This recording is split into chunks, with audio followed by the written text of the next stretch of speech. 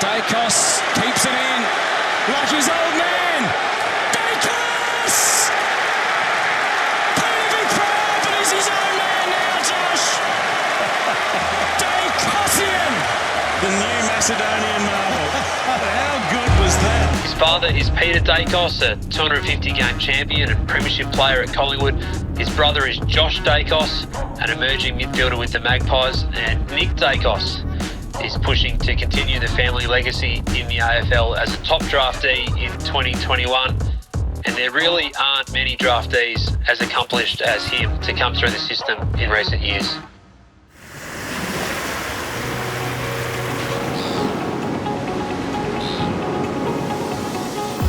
So we're at Port Melbourne Beach today, which is a beach I'll try and get down to pretty often with my mates or Josh on a Monday and just get some recovery in. It's usually pretty good, getting in the salt water and just relaxing the muscles, and then mentally refreshing also after, a pretty grueling game most weeks. And it's, as I said, it's just a nice mental refresher going into the next week.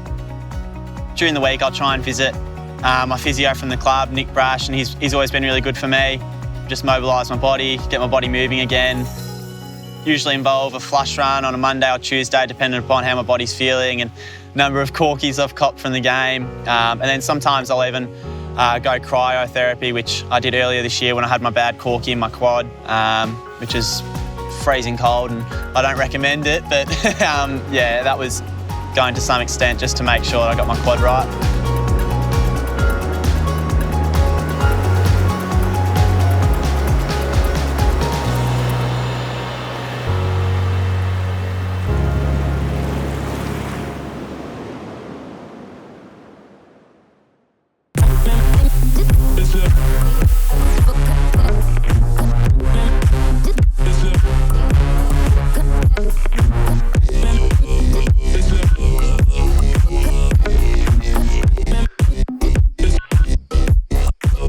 So I've known AJ, we're about, 8 months apart? Yeah, 8 months. 8 months apart.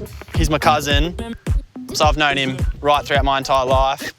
My mum and his mum are sisters. 3 years apart, but they're actually born on the same day, coincidentally. So I've known AJ for a while now. In summer, we'll go to Yarrawonga, do a little training camp there for a week or so, enjoy the sun up there. He's just sort of my goofy cousin that we get up to a bit of mischief with. And yeah, we've got lots of good memories together, so he's been great for me.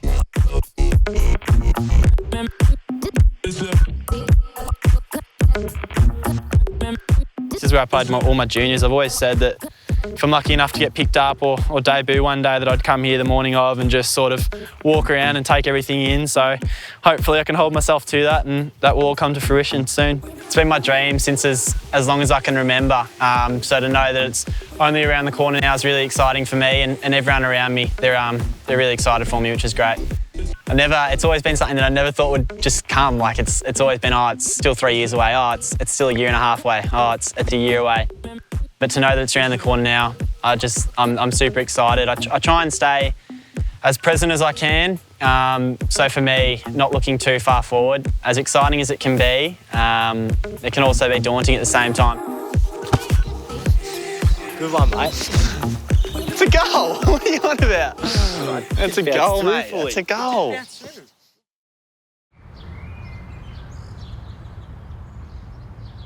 I've come to visit the G today, which will be amazing. I've obviously come here a lot as a junior kid. I'd go to about 2 games a weekend. So to now check it out one last time before maybe being on an AFL list is pretty cool. And yeah, it's something I'm super grateful for. Going up the race, I know it'll be awesome. I haven't done it. I had that little one academy game in end of 2019, but we were meant to play here this year, which would have been awesome, but I know you got a little preview of it now. Used to come here all the time with TJ, MCC, going to the games. Usually this bit's packed, eh? You never walk it when we get our red rooster chips and we went. All right, here they come up the race, the mighty Collingwood Football Club, and good numbers in the house, but you'll hear the roar as the fans of the Collingwood Footy Club see their starting 22. And these people in this stadium can't wait.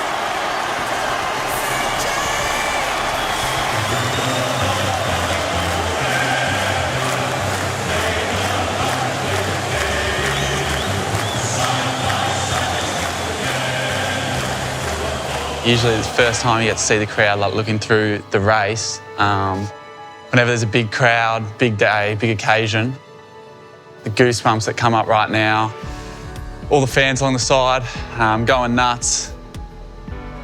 And yeah, I guess you know the song's about to come on, and it's crazy. You just know, like, you really start feeling it's game time now, and yeah, adrenaline's through the roof. Just can't wait to get out there. Your mind wanders. Just trying to stay as present as I can because it's pretty exciting, obviously. So I'll just let it come as it comes, and hopefully I earn the opportunity and work hard over the pre-season to hopefully run out here next year. It's crazy when there's no crowd. I couldn't imagine when there's 50,000 Collingwood fans shouting and the song starts and the banner's there and you're ready to start warming up. I think it'd be pretty surreal. And yeah, I'll just keep working towards that and hopefully training hard so that if the opportunity arises, I'm ready to go. And it's just amazing. I've been in the stand for many years. Dad and I would come to probably 2 games a weekend and watch them and watch individual players. So to now be out here myself, walking around and kicking the footy is pretty surreal.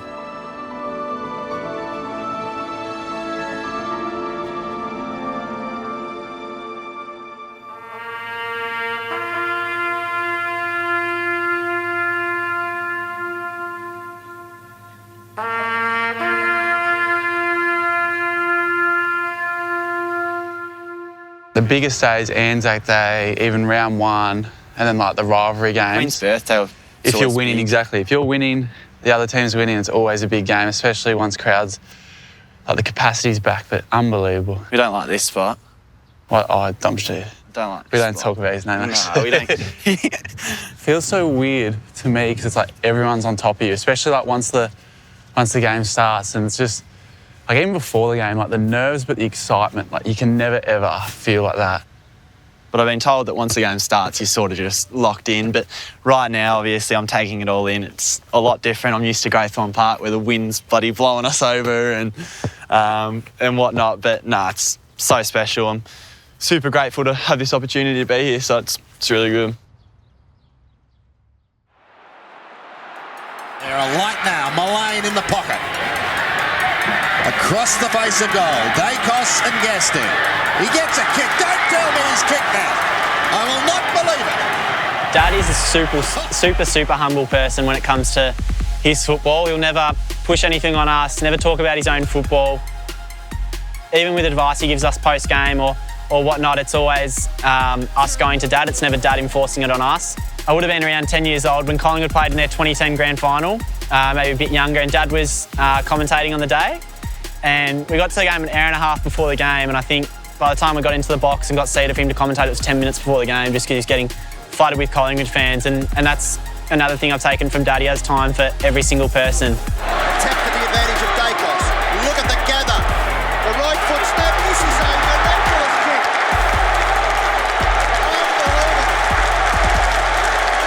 I haven't seen too many of Dad's highlights. I always get asked that question, but Dad's sort of the last person to talk about himself. So I'm sure down the track there'll be a few nights where we're watching some footy and his highlights will come up. The main message he's passed on is for me to be an impact player, and the same with Josh.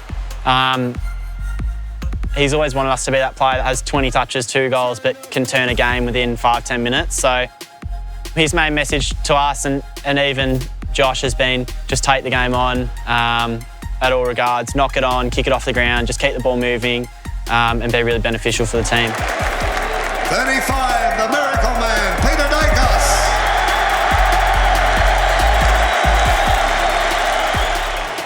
So I'll have the number 35, hopefully next year being the first draft pick for Collingwood. And that's been a tradition for, I think, a few years now, where it's recognised Simon Prestigiacomo, who pulled out of the 2010 grand final, and it was a selfless act. And as he wasn't feeling too good, his body during the week. So Collingwood recognises 35 as a really special number within the club, and I'm extremely honoured to wear it next year. Dad was number 35 also, so it's a pretty special number, not only within the club, but also within our family. It'd be great to hold on to it, but I've just got to see how I go next year and what Collingwood give me. What's your name? Nick Daicos. And who's your dad? Peter Daicos. Do you reckon you'll grow a mullet like your dad? No.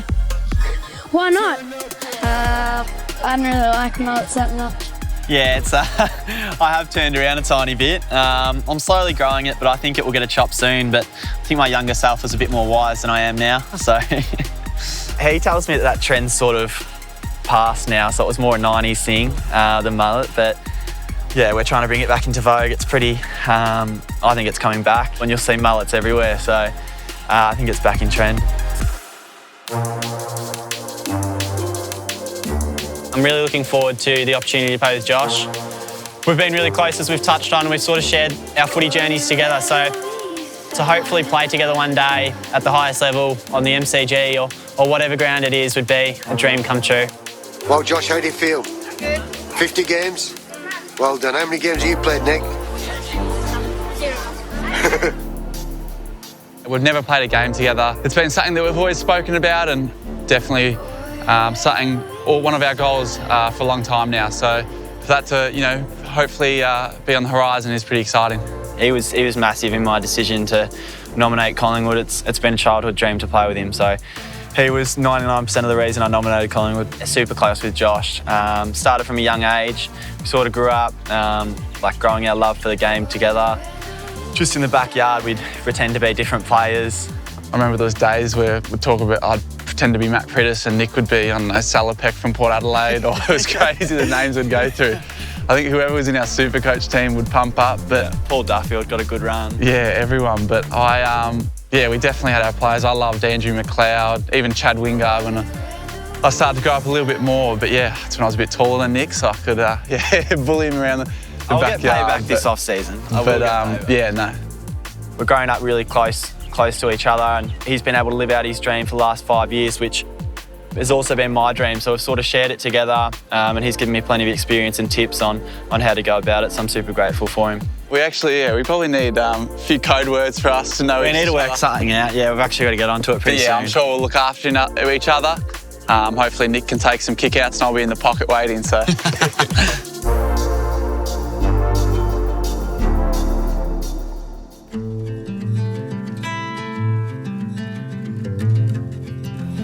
Thanks, Andy. Well, their cup runneth over, but not so their humility. But then who can blame them? Collingwood haven't gone back-to-back since 1935, 36, 75 years ago. Go to AFL games and see the atmosphere and everything about it. I absolutely loved everything that was involved with being an AFL footballer. So from 14 onwards, I believe, is when I sort of started to zero in on my goal.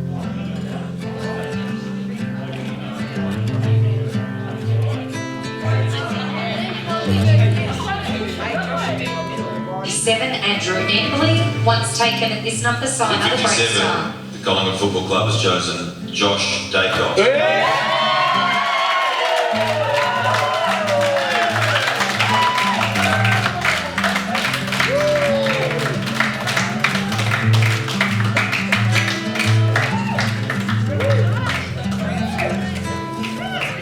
Every week he was so nervous, like forget about school tests or anything, that was like Nick's test every week, hoping that I'd get picked. He was struggling to get into the senior side. We were in it together. He'd come home on a Thursday and he'd be disappointed if he hadn't got picked. And then we'd go straight to the park, we'd work on things. So excited. I remember when I called him to tell him that, Bucks has told me I'm playing, and he was so happy. Yeah, I'm sure he would have loved it, and just seeing me run out there would have been, nice for him to see. I'm 14 and I've been waiting for this all year, so he's been pretty close a couple of times, but to finally hear that he's playing was very exciting. So there's a bit of nerves, but more excited. We've sort of been with each other through the highs and lows, which will make this draft period all the more exciting. We might as well talk about Nick Daicos. Of course, we know that Collingwood is going to have first dibs on him. He is the best player in this year's draft pool, though. Yeah, I've ranked him at number 1 in my Phantom Form guide throughout this year, and it's been based on performance. Nat, he has just been outstanding since the start of the year. He warrants the number 1 pick if he gets it. Now, the bid will have to come because, as you say, he's a Collingwood father-son selection. He's nominated them officially. Hey, Magpie Army, really excited to finally announce that I'll be joining the club next year or in late November. Really excited to join a young list, following Dad's footsteps and join Josh as well. So it's really exciting times. I can't wait to see what the future holds, and hopefully we'll be back at the top of the ladder soon. Yeah, the height's been obviously a new factor for me. playing at TAC now, it's a lot more public, my football. But it was something I had to cope with. I had a really good support network, and Dad and Josh were really good for me. I'd talk to them after most games, and that would sort of calm me down, and we'd just reflect on the game and look for areas of improvement and things we did well. So it was sort of just getting back to basics, and the height was, it was sort of an external factor that I tried not to focus on too much. Hasn't been until about 15 when I really started to get into the basketball, actually, that I could draw comparisons, and Dwayne Wade or players I looked up to, their sons were starting to come through high school and college, and I could relate. I started saying, like, I'm getting excited about that, so that must be the same excitement that Collingwood fans or other father-son fans experience when players are coming through. No, Dad and I have always been in his ear about being a father-son. For years we've been trying to get him over from the dark side, from the Blues, so it's finally happened and all that persistence paid off. But he's a Carlton supporter, so he's a Blues man deep down, so that's where his heart lies. It's disturbing a lot of Collingwood fans right now hearing that, but hopefully you can get him back to the good side, yeah? Yeah, absolutely. Yes, I was originally Collingwood, and then year one, when I was about 6 years old, the Silvanis, I was playing local footy with their youngest boy, Tommy, and they got me a Carlton jumper, they got me to run out with the Blues. I've got a Carlton locker, and I loved Mark Murphy. I used to go to the local shopping centre where he was working part-time, always to try and just see him. I'd nag Mum to take me to the shopping centre. I'd be like, Mum, there's Mark Murphy, there he is. But yeah, no, it was a little phase for me, and I'm happy now. I'm feeling better and back with the Pies.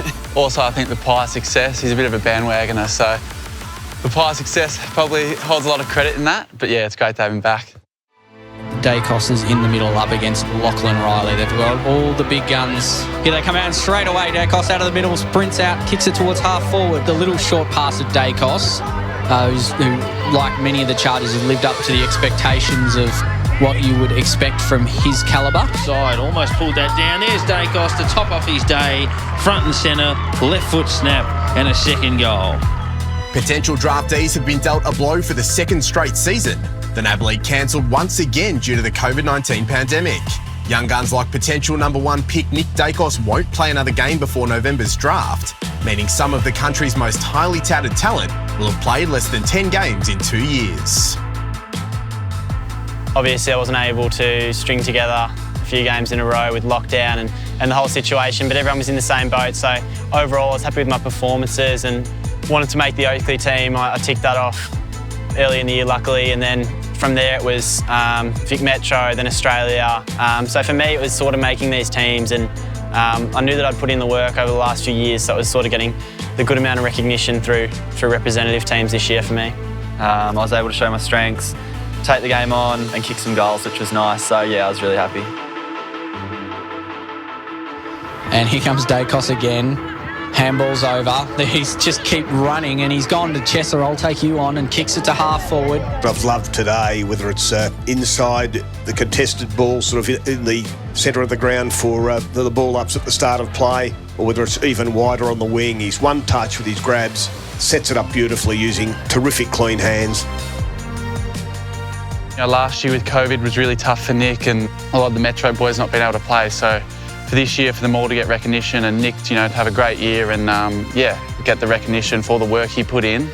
I'm so proud of him, and he's a real humble kid anyway. So makes it easy on Mum and Dad and I and our older sister. So we didn't have to do too much work. We just let him enjoy it, and yeah, we're really proud of him. What drives you as an athlete? Just getting the best out of myself, whether that's playing one game at AFL footy or 200. I just don't really want to leave any stone unturned and have any regrets by the end of my career. So every day it's a day-to-day process to make sure I'm better than the day previous.